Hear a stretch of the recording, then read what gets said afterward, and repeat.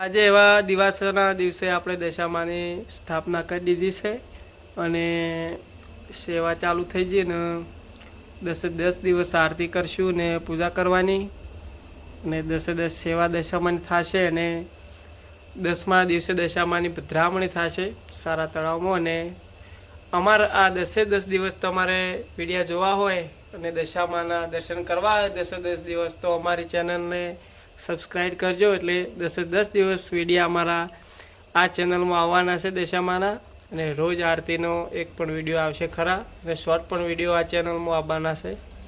તો તમે અમારી ચેનલને સબસ્ક્રાઈબ કરી દેજો એટલે રોજ તમને દશામાના દર્શન થઈ જશે.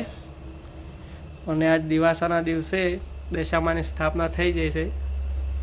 10 દિવસ સેવા કરશો અને આજે અખંડ દીવો રહેશે આખા દિવસમાં, કારણ કે આજે દશામાની સ્થાપના છે અને પહેલો દિવસ છે.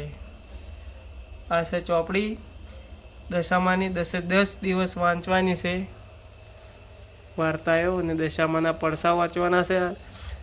આ ચોપડીમાં દશામાના 10 દિવસમાં વાંચશું અને દરેકે દરેક દશામાના પડચા જે છે તે આ ચોપડીમાં છે.